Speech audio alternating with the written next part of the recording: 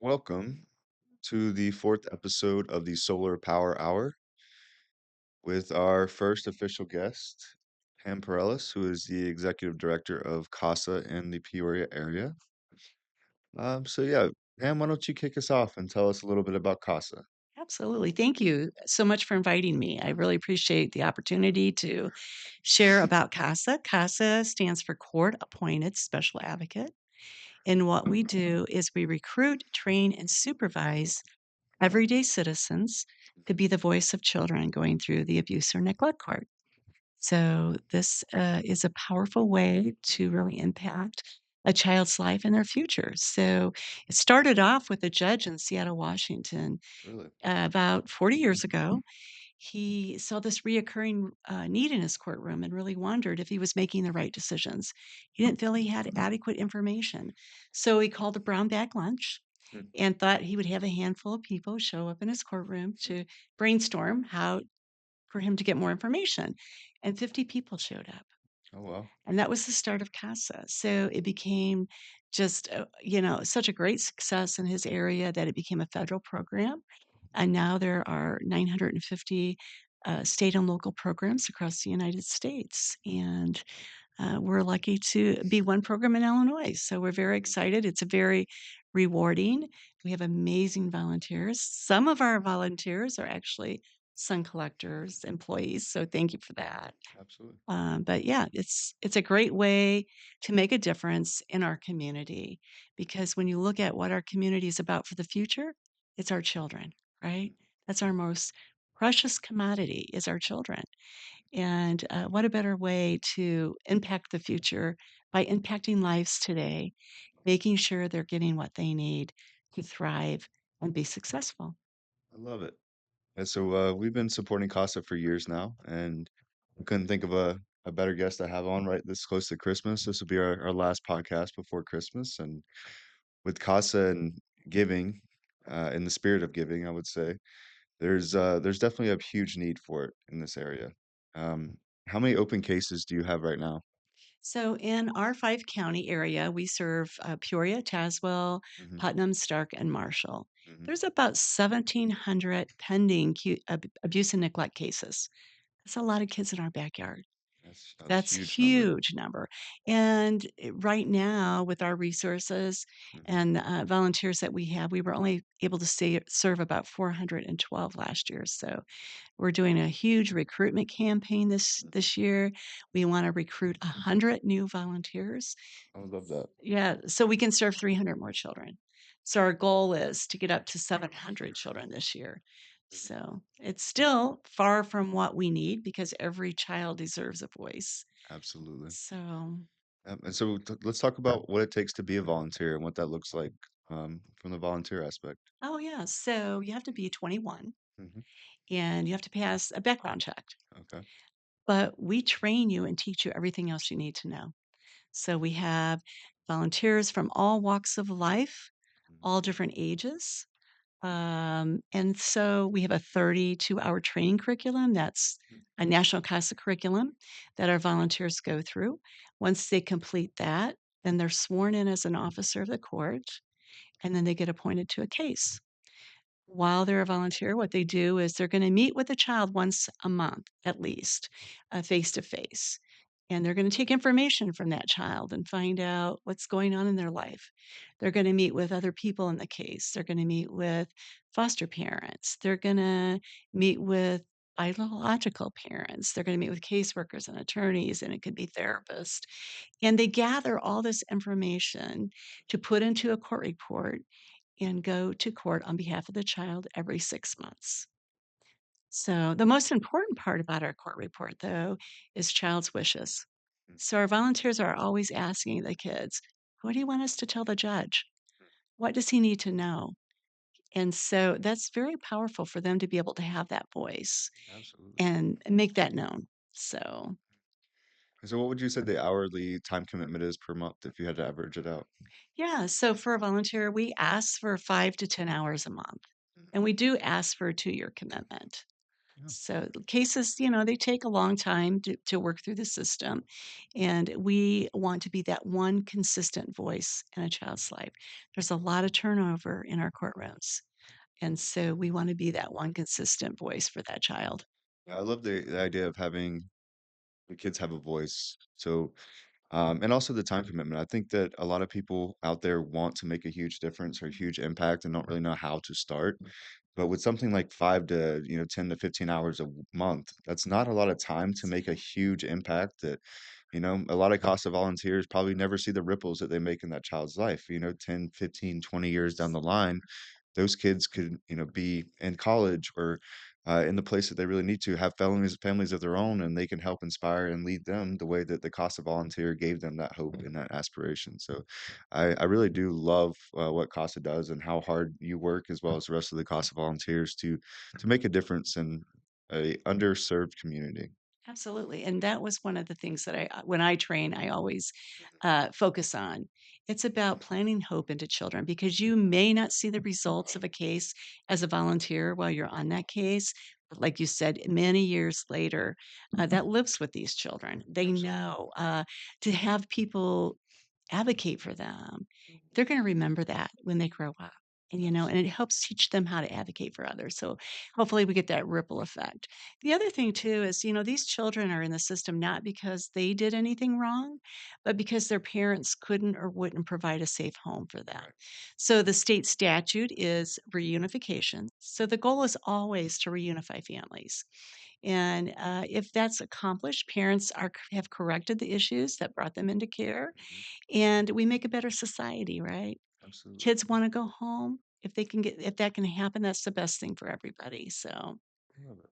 And so the reason why I fell in love with Casa is I had a relatively rough childhood and, moving around from parent to parent. I went to 22 schools before the seventh grade and narrowly avoided foster care several times. And DCFS was involved for this reason, or the other, but very unstable childhood. And my grandmother was always our saving grace. So every time it was about to that point where no one else could take us. My grandmother on my mother's side took care of not only us and my mother, but sometimes my dad would be there with her as well. And so she was just constantly this super, super impactful and loving figure in our lives and went above and beyond, honestly, the most selfless woman I've ever come to know. And just the way that she was able to give back year after year, day after day, even when she had nothing to give. And so the idea of, you know, in my opinion, that was my casa. My grandmother was yes. my mima, I should say, was my casa, and she was able to inspire me to help others. And years and years into business and giving back to the community, casa is something that we've been steadfast with, because as you said, there are a lot of kids out there that don't have the support or don't have the voice that they need to have. And I remember coming up and at a young age just wanting my voice to be heard, Yeah. knowing the situation better than a DCFS agent that was coming, and trying to, in my opinion, get information out of me that was kind of their idea instead of the honest opinion of what I had was. Mhm. And just not to be heard at such a young age, it definitely, just carries some scars with that. But the idea of having someone like my grandmother or like someone that's just selflessly and unbiasedly giving their opinion to the courts and what's the best decision for that child, at least as best as you can make it, and just the amount of time and effort it takes. But I would imagine too, when these CASA volunteers get into those families and get assimilated and like really get to know the kids, they want to spend more than just 5 to Yeah. 10 to 15 hours a month with them.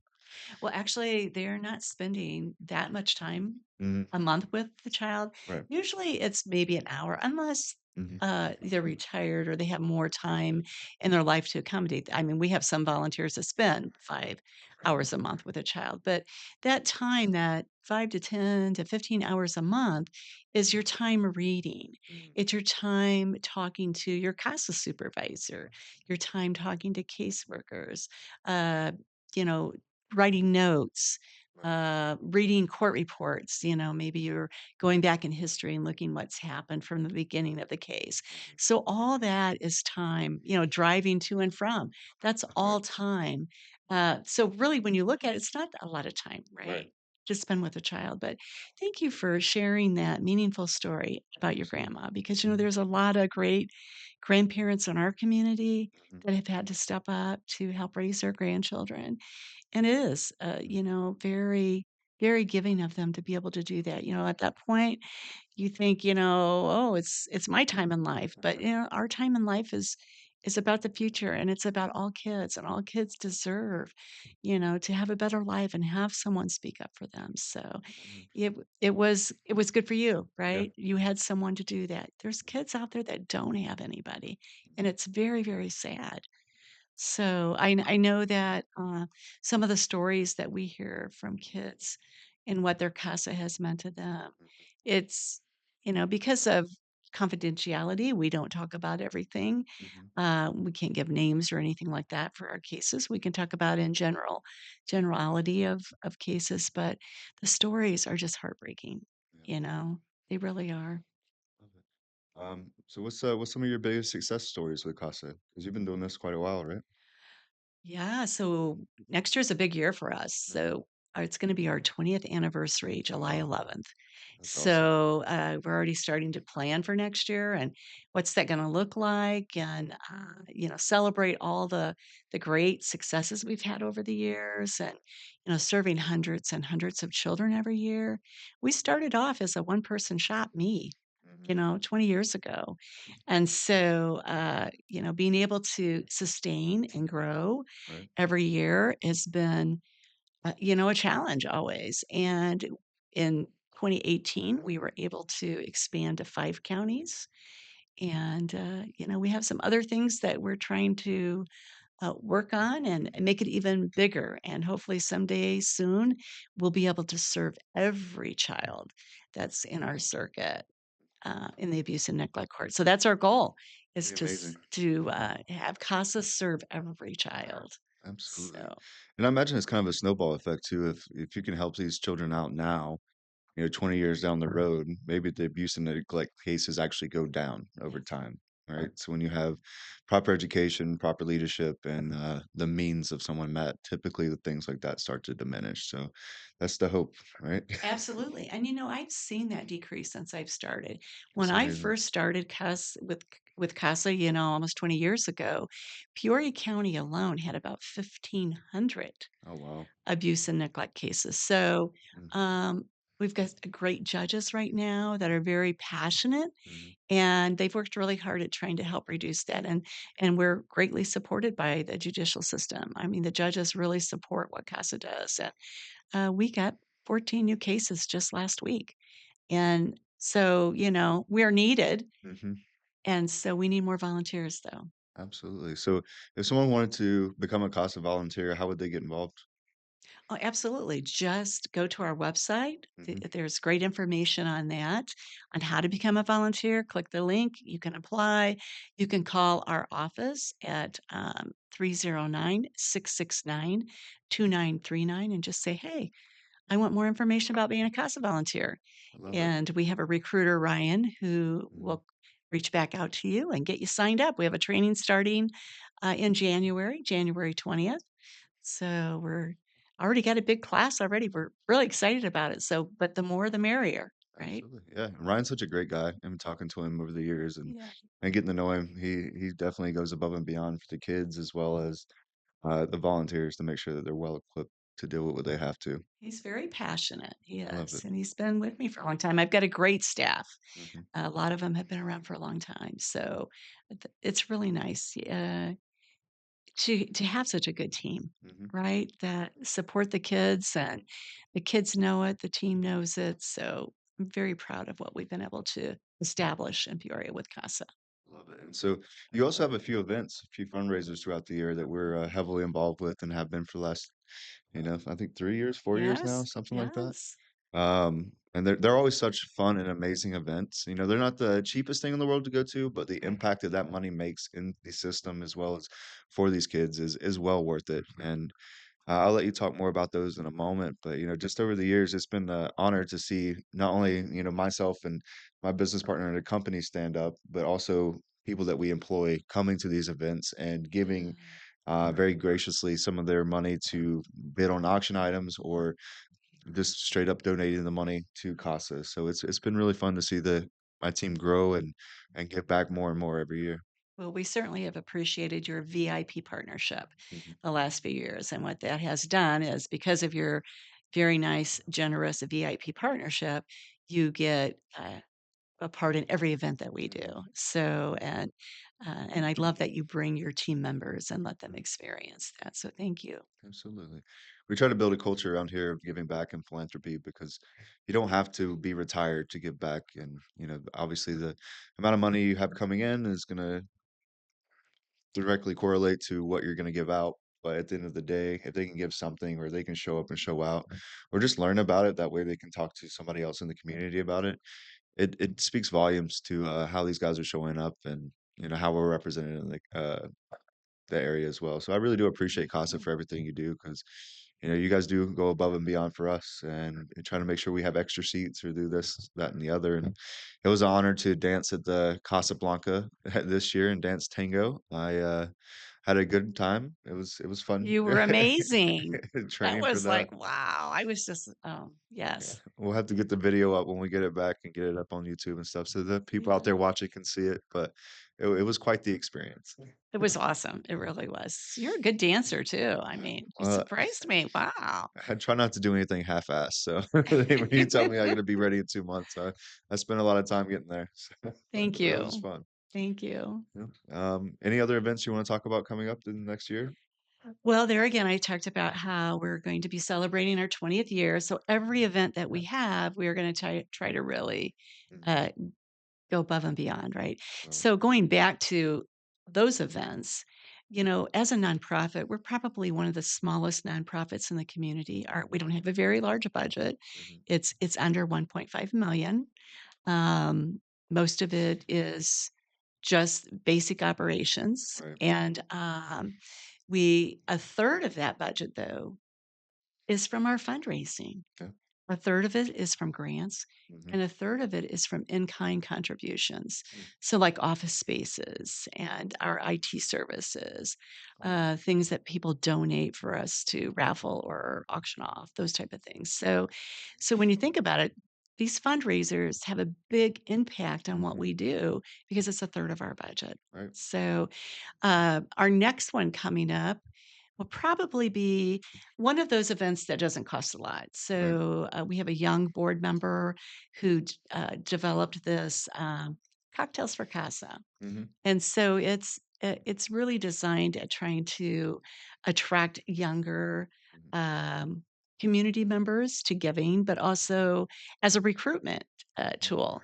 because a lot of younger folks can't afford our big ticket items if they right, don't work at a corporation that buys a table. mhm, So it's a $50 for that. And it's just kind of a small, but it's a very fun mhm, and intimate group. And it's been a good success.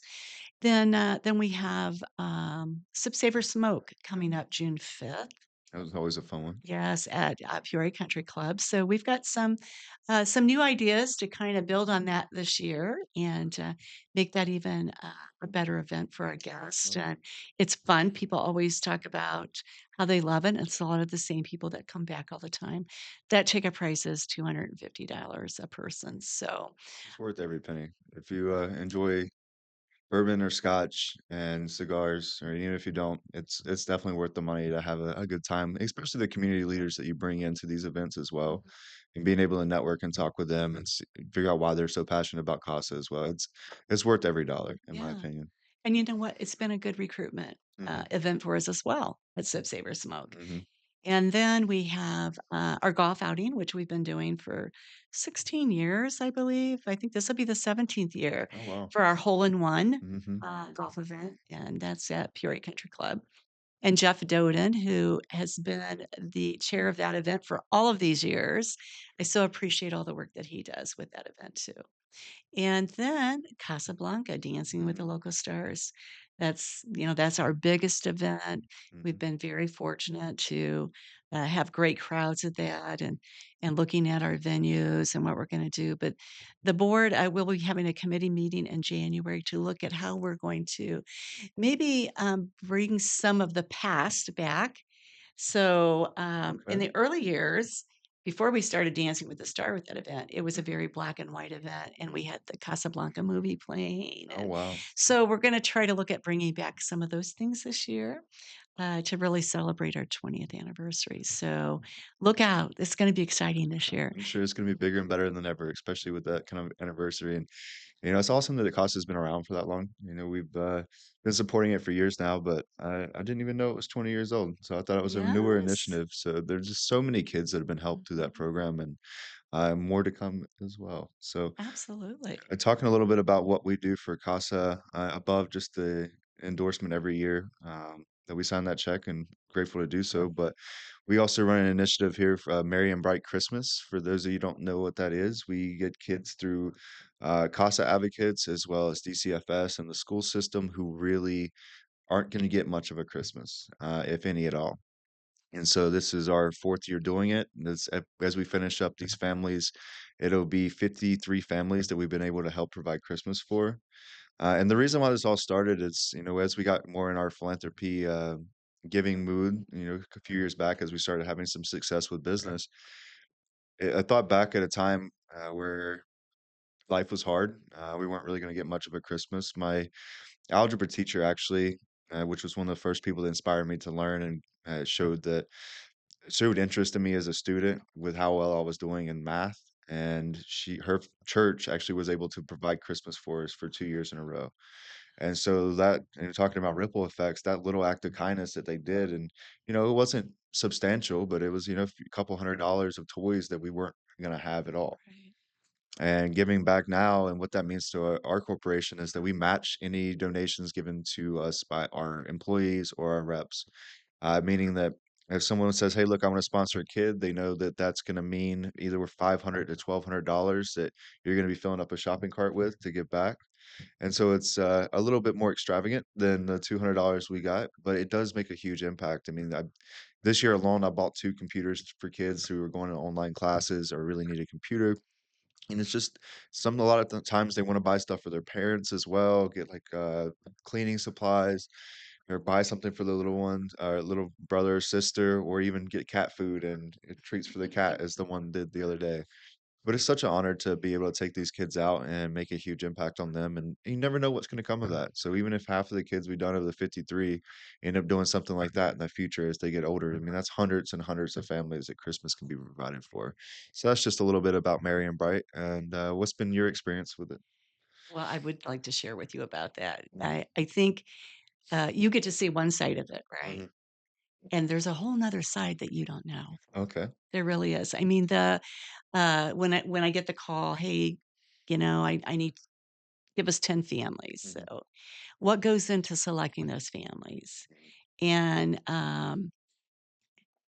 you'll never know the impact that you have by doing mhm, this, really. You just won't.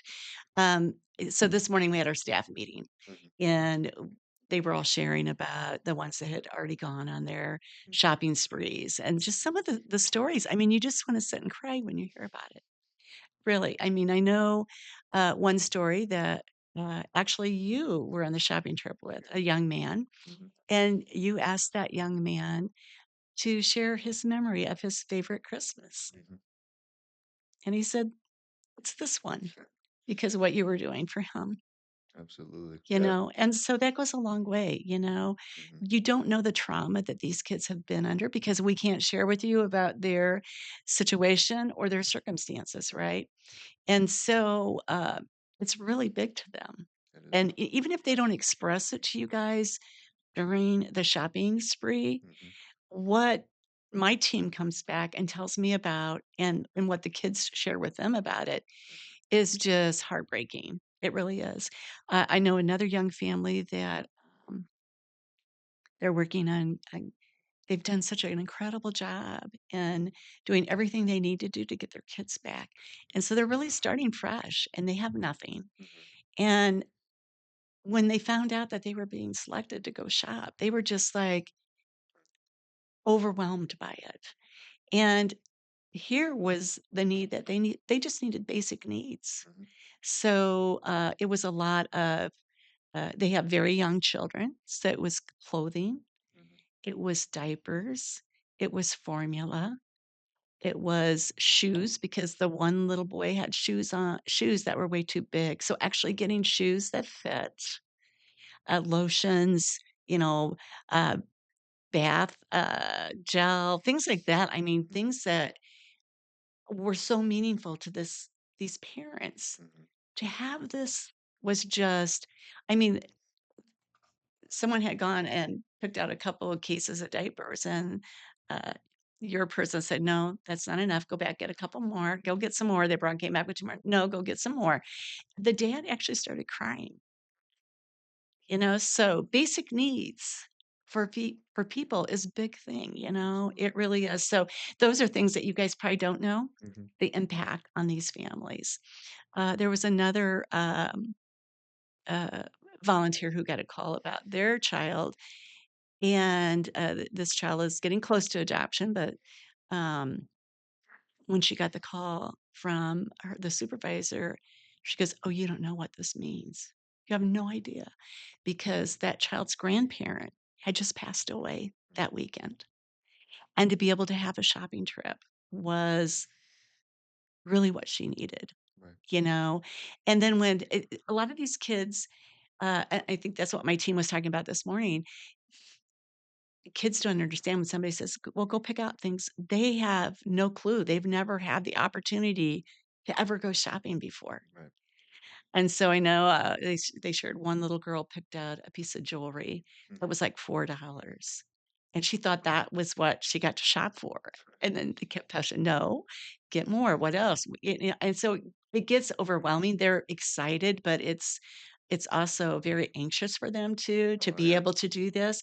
But, talk about the memories, Mhm. many years later of this experience for them. I know one young girl, was telling the advocate, um, as they kinda went off to pick out a few things, she said, "I feel like I'm getting to shop with my big sister, and I've never had that experience before." So, there's just so many stories that it's like, I mean, we were, like, crying today, Yeah. hearing about all this and the impact. We will never know the impact for these kids and how Absolutely. beautiful it is. So it is a tremendous thing that you and your team are doing. So, maybe we need to come and talk to your team and let them know, and experience what it really is doing. And then not only the experience of them getting to shop Mhm. and have all these material things, but by your team members going with them to shop, Mhm. these people or young adults or, older youth get to see those role models, Mhm. right?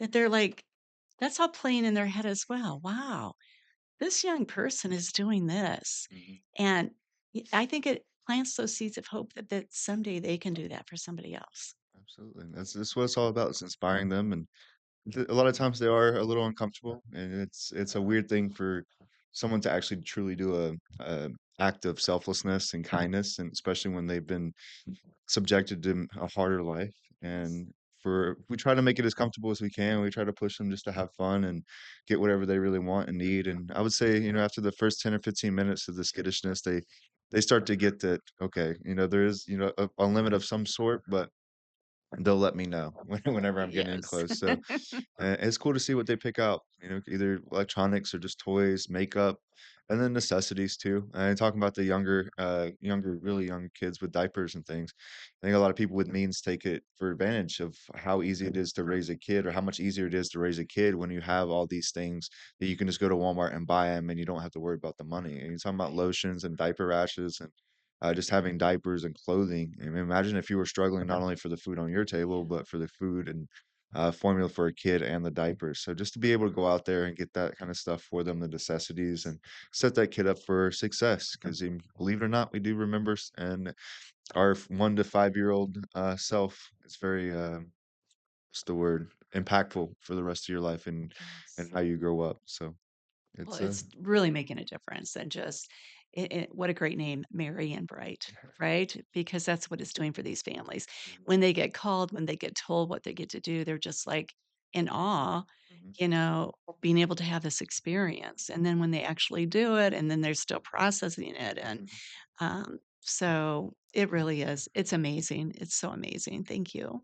No worries. Yeah, it's hopefully year after year we get bigger and better. Again, we just match it. So at the end of the day, we had six kids or six kids sponsored by our employees, and then yeah, another seven that we sponsored because we had an extra family that when they wanted to take out. But yeah, it's been an amazing experience to put this together year after year, and um, even as the economy and things change in our industry, we always show up and show out for the community. And I think after this, we'll be leaving to go to another thing that we do, and that's the tipping big for the community. And for those of you that don't know out there, it's a $100 tip that everybody brings in. They pay for their own food, and the idea is to get anywhere from 12 to 35 people at each restaurant. And it's called Tipping Big for the Community. You can find the Facebook page, but yeah, it's just a really good time to be doing something like that. And then the stories you get to hear from these waiters or waitresses that this is what I'm going to be able to do with the money. Whether they're just going through a divorce or don't know how they're going to feed their or get Christmas presents for their kids. I think last year was a single mom with three kids and working two jobs just to provide Christmas for them. So be able to like, give her another $2,200 to do what she wanted to with it. It makes a huge impact, and it's not you don't have to do too much. Just $100 from your pocket. When you combine $100 with 20 other people and you give somebody $2,000, it does make a huge impact. And it's such a fun thing too. You get to meet all kinds of different people from the community and just talk about life and different restaurant every week or every month. But yeah, this is how many have you been to, Pam? Is this I have not been. I think this is my first your one, first one? unfortunately. Shame, Pam, So shame. I know, I know. Had to get you into the podcast to get you to the No, lunch. I'd already committed to Steve before the podcast came Good, up. good. So yeah, Yeah, it's so this will be the first one. You picked a good one. Christmas is always, yeah, absolutely, absolutely. Yeah, and we try to find restaurants that aren't necessarily corporate chains or doing super well or high-end restaurants. They're usually more on the dive bar kind of side of things, but those are the people that need it the most. Again, absolutely, everything we try to do is to make the biggest impact for the community, for people, either through solar or the charitable contributions, or just how we show up, and even the Christmas parade that we did, and having a DJing son up there. Were you able to see that as well? I was not. I You should have seen wasn't. Austin up there DJing with He a was. inflatable sun outfit. It was adorable. Oh my goodness. It was a really So good you time. guys have fun. Yeah, we You try. do a lot in the community, and you have fun at doing it. Absolutely.